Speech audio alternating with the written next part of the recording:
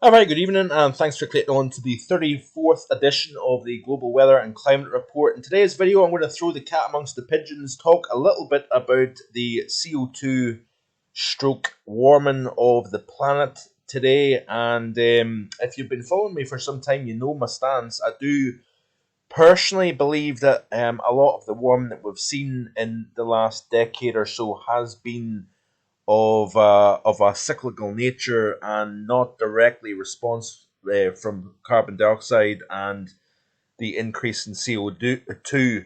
Um, but I will show a couple of things today, which is quite interesting. This was the 2 meter temperature anomaly, by the way, back in February of 1979, and I think there is no denying that now, March 2023, it is a very different world in terms of the overall temperature of both the oceans and the atmosphere.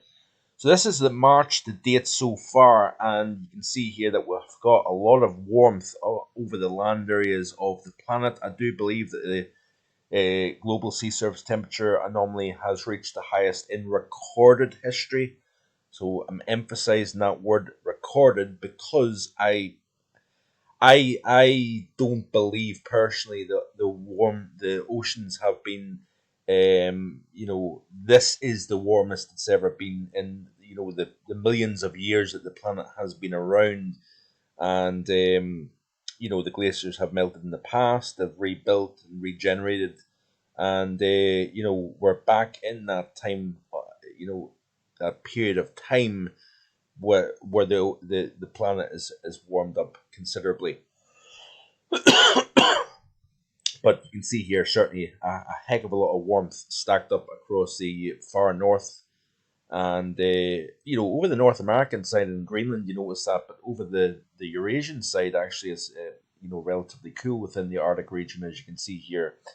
A lot of extremes going on, of course, as per usual around the world also, and we'll look at that in a little bit more detail in just a second here. This is an interesting tweet here. Let's have a quick look. First of all, I promised that I would look at the UAH temperature, and this is an interesting tweet here by Ned Nikolov, I think it is. Assad, instead of reading, this is actually a part of a this is part of a thread on Twitter. But I noticed this one particular comment, which was quite interesting. Based on the UAH satellite based temperature, um, instead of reading the IPCC's political gibberish, why don't you look at some real data? Here is the UAH satellite record of global temperature. There has been hardly any warming for the past 25 years. And this is the UAH temperature for the month of February. Something I haven't been looking at lately, and it's not been a deliberate thing or anything. It's just been a case I've been sidetracked by other things. But this was the temperature in the UAH. So this is the lower troposphere temperature. So 0.08 Celsius above average here. Of course, we've had the 3 year La Nina. We have got this stepping up in terms of the warming. Um, each super El Nino that goes off kind of raises the bar, so to speak, in terms of the global average temperature. So, like I say, there is no denying the fact that the warming is taking place. Exactly what the cause of that warming is remains open to debate. Now, certainly Joe Bastardi of Weather Bell has made the suggestion that underwater volcanoes going off in the Pacific has been warming up the global sea surfaces around the planet. That's an interesting argument. Whether I necessarily buy that or not, I'm not entirely sure. This is an interesting tweet also here by Berkeley Earth and Mona Loa.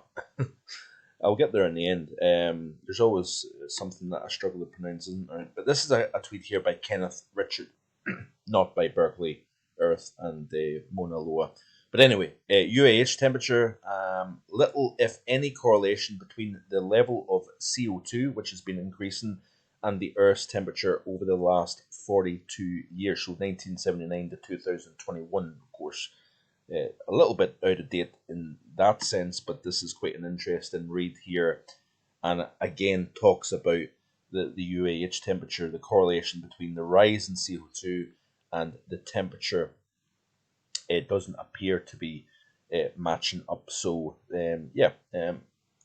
let me know in your down in the comment section below what you think about this. What do you believe is causing the warmth or the warming of the planet? I would be interested to know that down below. But like I say, this is the March temperature. Normally very, very warm globally, but you can see here that for the UK, probably close to the average overall, because we've got a cold north, we've got a relatively mild south coast, southwest. Of course, over the next 24 to 36 hours, we're going to see the below average temperatures dig in, and I think it will probably tip the month maybe like a fraction of a degree below average for the month of March overall. I know the central England temperature is warmer than average, but of course, with an average England, and then it's incorporating the central portion of England.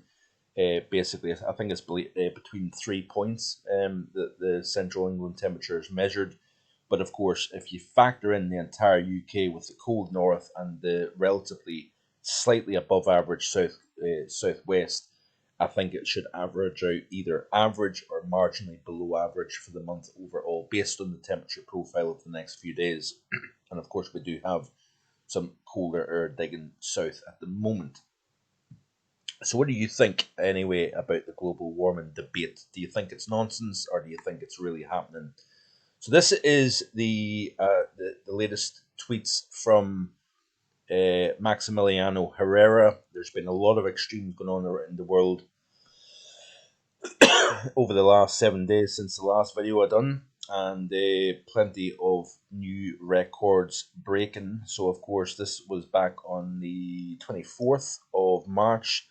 Big contrast again in Europe. We had a record breaking minus 37.5 Celsius in Finland. Very interesting, of course, indeed. And of course, we've been seeing temperatures of 30 Celsius in Spain. So we've been seeing record breaking warmth for the month of March down in Spain, down in the southwest of Europe, record breaking cold temperatures in the north of Europe here. So big contrast, like I say, across the European continent. South America has seen some significant warmth, as well as a large swathe of Asia has been kind of cooking at the moment, really.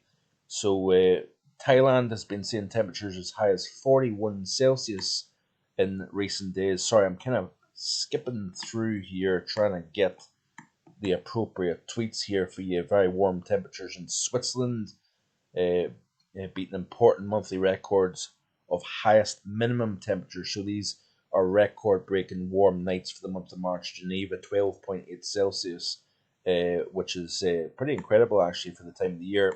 This is, of course, Thailand, where we've seen temperatures as high as 41 Celsius. Even in parts of Chile, we've been seeing record-breaking temperatures. Like I say, South America, Argentina, Chile, places like that have been seeing extremely hot conditions of recent times. Del Yanker in Siberia, a temperature. Remember, I talked in the previous video. So last Sunday, I was talking about record-breaking mild conditions in eastern portions of Siberia. This has been the story of the last several months. Big extremes between warm and cold. Del Yanker in Siberia, minus 48.4 Celsius recorded. Very, very cold for the end of March. Anywhere in Russia, Oymyakon has a record of minus 49.6. For perspective, that was set back in March 20th, 1998. So pretty close to that, actually.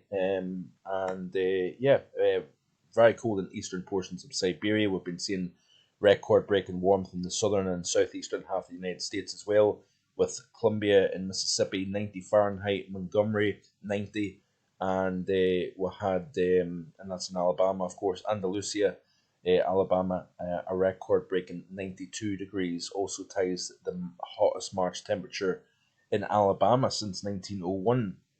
Others with 1 degree just shy of the record in Troy. So very, very hot conditions in the southeastern half of the United States. This is the heat wave across Thailand. Record breaking level for the north and northeast of the country. 41.2 Celsius recorded in the north of Thailand here, which is quite interesting. Looking at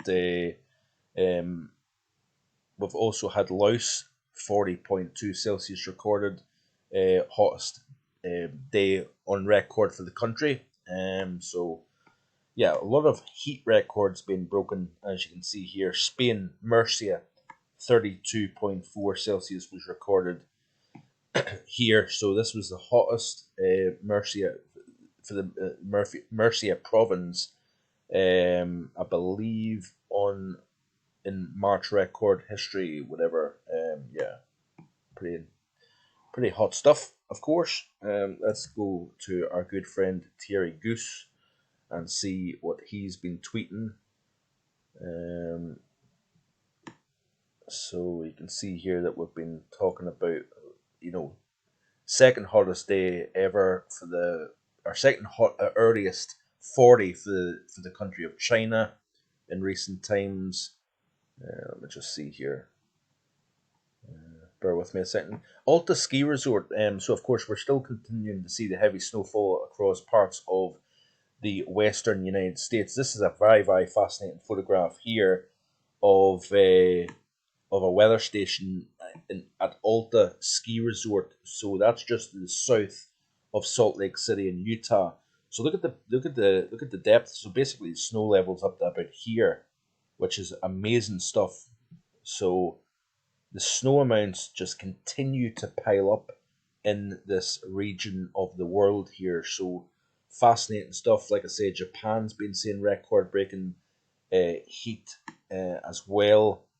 Bear with me just a second here. This is the record breaking cold that we've been seeing in parts of Scandinavia here. So Finland minus 37.5.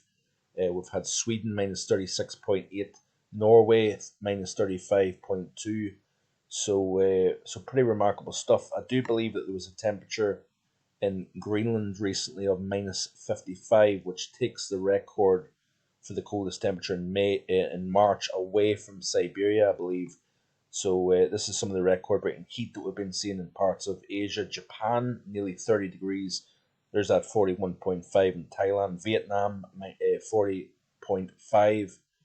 And Laos, 40 degrees Celsius exactly. So pretty impressive records going on around the world at the moment here. There is no denying that there is plenty of warmth to speak about. My biggest argument that I have is, what does this mean in terms of correlation to climate change, in terms of a carbon dioxide driven warming? That is, of course, the big question. So I think that's it for now, unless I can see anything in my own Twitter feed. Cold for the next few days, and then we're starting to see milder air coming back into play once again. Nah, I don't think I've got anything else to show you for today, so I'm going to call it quits at that. Yeah, so thanks for watching the 34th edition of Global Weather and Climate Report. Hope everybody is well and safe, and I'll be back again next Sunday for the 35th edition. Stay tuned. Thanks for watching. If you haven't already done so, hit that subscribe button, and I'll see you again hopefully tomorrow with a European outlook. Bye for now.